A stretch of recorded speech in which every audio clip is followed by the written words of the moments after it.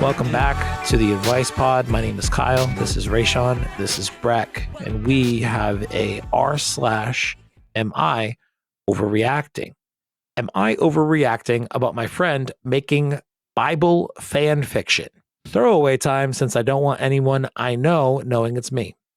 I'm openly Catholic, but I don't talk about it often or make it blatantly obvious to anybody, but my closer friends know what I believe in. My friend texted me telling me that he wanted to write a biblical fan fiction. I'm pretty non-confrontational, so I reacted as I would if he approached me with any other writing prompt. He went on to say he shipped Judas and Jesus because they kissed, made a headcanon about Jesus smelling the wood from the cross and it bringing him back to when he was a carpenter.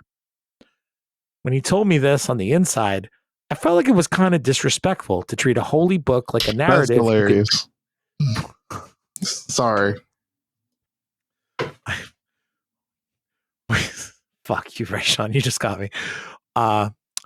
When he told me this, on the inside, I felt it was kind of disrespectful to treat a holy book like a narrative you can twist. Also, remember to like if you made it this far in the video. God damn it, I'm trying to read. And comment, guys.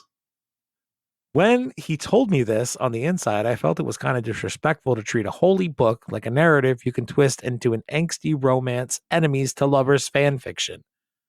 I was worried I was overreacting, so I went to my boyfriend for his opinion. He's very atheist and against most religion, but I didn't have anyone else to turn to, and I knew he'd likely take this from a logical perspective. I explained the situation and told him that I felt if this were any other religion, like if someone made a fan fiction of the Quran, it would be way more frowned upon. He told me that Islam had a deeper cultural root, so it has a lot more fervor. I then went on to tell him that to people in the religion, it's a sacred story, and it maps out what Christians believe to be true events of how God himself created the universe and had a woman bear his son. He responded by saying, "It's a dumb little fanfic my friend is doing for fun, and it wasn't an intended affront to my religion." What not a responsible, what a great response. I still feel weirded out he's shipping biblical figures whom I view to be real people, as well as making a romance between the man who was God in my religion and the man who betrayed him and sent him to his death. I know my boyfriend is right about the fact it wasn't intended to be disrespectful, but it still rubs me the wrong way. Am I overreacting? And should I keep this to myself, or should I have a talk why this can be seen as disrespectful? Y'all fuck with fanfic? You got any Bible fanfic stories you want to share? No, I don't really have any Bible fanfics. I've seen some fanfics of some anime characters, like on some hentai and manga at websites, but I mean, yeah, that's hentai and fanfics, doujinshi, I believe they're called. Lots of different options that you have there. This one I feel is just straight up text about Judas and Jesus making out on some wood. For this, I think it's just a simple thing for this. You don't have to read it. You don't have to do anything. I mean, all you have to do is acknowledge that if you want to keep them as a friend, acknowledge that your friend is doing something, and then that's it. You don't have to agree with it. You don't have to do anything with it. You don't have to share it. You don't have to like it. You don't have to, I mean, just acknowledge, okay, you're doing that. That seems okay. That's interesting. That's like my word. Like, that's interesting that they're doing that. Oh, that's interesting. That's basically all it is. I hate when people, you're wasting so much time thinking about some shit that probably half the population is not even going to even see. Like they don't even, the population. I don't think like one. Half the population saw that. That'd be the biggest thing since the Beatles. Man. That would be really big, and it would be ironically Jesus fucking his best friend, putting the Beatles to shame. Then the crazy thing about it is like you're like the only one right now that's having all this trouble and heartache. And to me, it doesn't even sound like you're that religious. It just seems like you're mad he's using these people, like these names. But I don't know. I'm just gonna say, you can either support it, let them be a friend, or just don't be a friend and don't support it. It's just all that really is. It's that simple. It's kind of a weird. Here's the thing, man.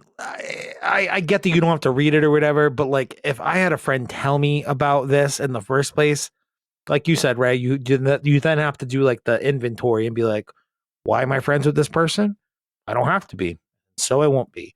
But I'd still be really upset with that person strictly for the fact, and I'm looking at this as like a non-religious person. I would still look at them and be like, what the fuck is wrong with you? Like, of all the things that you could get weirdly fan fiction about, you had to do the fucking Bible. Yeah. That's like a hat on a hat, bro. You're already into the Bible and you're choosing to write fan fiction. You're choosing to write gay fan fiction about the Bible. What the fuck do you have going on? And can we like get you some help? Also, why'd you tell me about it? Now I can't get it out of my head. Judas and Jesus making out on a fucking cross or whatever while they're reminiscing about carpenter days. Very strange. Made me question a whole lot about myself, personally speaking. So obviously, I would not be friends with this person anymore and say you've awoken some unnatural wood within me. You know what I mean? Kyle's going into carpentry. Sounds like. Yeah, I'm going into carpentry, baby. Give me that wood. Breck? Yeah, so I'm not religious. Like I am not like very religious, but I like, grew up kind of religious, Christian and stuff. So I still believe in it. And it's like the way I see it is like I think it's okay as long as there's a point to it. Like as long as there's like a lesson for the like if we're talking the Bible. There is a point to this, Breck, to be fair. It's to come. That's the point. That's true.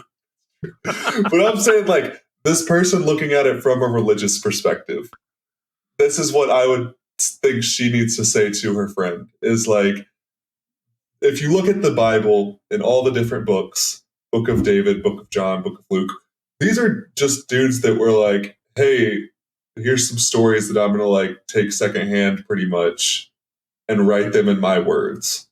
And like people take that as fact. And like that's a big issue that I have with like a lot of religion is it's not fact. It's these stories that they took and wrote down. And it's important for each person when you read it to take a lesson from it and not take it for pure fact. What I'm hearing is that technically the Bible is fan fiction. That's a little bit of what I'm saying. It's like it's secondhand storytelling in a way. It's a book of some morals and ethics. Exactly. And it's like that's why you can't take it word for word. That's why you can't take it fact for fact.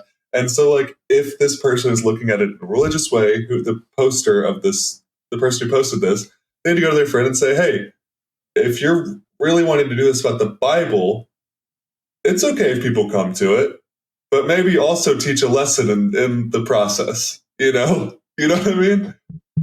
It's like, what's the lesson about Judas and Jesus getting it on? I don't know the story, but it's friends, whether it's like how they split up and then Judas betrayed him. If we're going like kind of canon with it, then like. Yeah, he betrays him in the Garden of Gethsemane, but instead of a kiss, they just bang. Yeah, talking about the Bible canonically is so funny, but like, you know what I mean? It's like, if we're going to kind of make it canon in a way, or like take some stuff from like what the Bible does, it's like, you could make a story of like a breakup, and that's why Judas betrayed him. Or it could be the aftermath of like how Judas felt, and then before Jesus got, crucified, they did something, whatever it is. So, maybe it's something in like betrayal, love, hatred, something in there that you could. As a very not religious person, but as somebody who knows all the words to Andrew Lloyd Webber's Jesus Christ Superstar for some reason, I always thought that the relationship between Judas and Jesus was very interesting because it does very much feel like a breakup. This is how we used to do fucking business. Now Jesus has all this new attention on him, and I don't agree with how he's choosing to continue to spread his word or whatever. So they do kind of break up, and basically Judas comes to the conclusion that like he's like a detriment or a potential risk to the cause, and I want to try to like put him in check a little bit, make the Romans aware of where he is, and maybe they'll put him in jail. Nah, bitch, we're gonna crucify him. And then Judas felt remorse in a lot of ways after, No, you can't feel remorse after you got the nigga killed, You're just a supervillain after that. You know what I mean? Crap, sorry, man. It's like as he's counting his fucking blood money, his silver. I know coin. The scariest thing is when that nigga came back after 3 days. He was like, "Hold up." Anyway, I know they said it was me, Judas.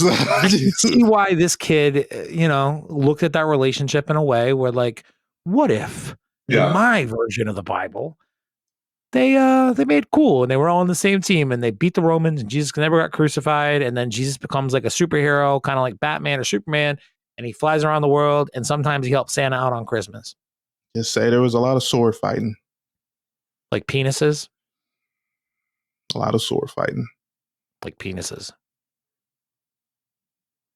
Well, that's good. Like, you guys, let us know about how you feel about gay biblical fan fiction down in the comments below. I know how I feel about it. Kind of turned on. Like the video. Did we say that? Yeah, you fucking did it while I was trying to read, you prick. You know I struggle with reading. I sucked. That was very mean of you. I had to get it in there, man. That's what she said. Wait, that's what he said? That's what Judas said?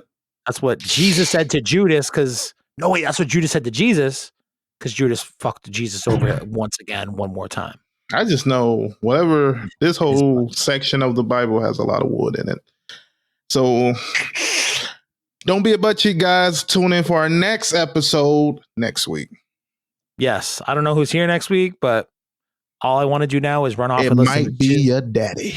It's not, but I think I just want to go and listen to Jesus Christ Superstar now, which coincidentally is something my dad would probably also do. He likes that shit as well. Oh God, I saw him. He looked as cold as dead, and he was so bad I had to turn my head. He beat him so hard till he was bent and lame, and I know who everyone is going to blame. Oh, Breck, you have anything you want to plug or anything, dude? What can people like? Where can people check out your stuff? This is very rude of us. We got so caught up talking about the Bible and sexy stuff, you know. No, if you want to check out my YouTube, just Breck Cuddy, BRECKCUDDY, or my Instagram. Got a couple short films on there right now, and within the next couple months, hopefully, I'll be getting a bunch of sketches going that I've shot, and we'll be coming out with one by one. So check those out.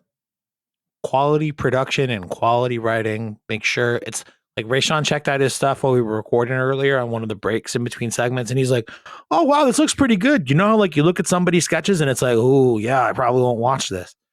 You should watch Breck's stuff. Very very nice, aesthetically pleasing. It's very presentable. I lack proper words to describe it outside of those, but thanks for coming on, dude. We really appreciate you making the time. We're gonna have to have you back sometime. It's a blast. Thank you very much for having me. I like influencing people's lives in terrible ways the way we did. So thank you. That's literally all I aspire to do. Yeah. Anarchy, man. All right. See you next week, advice.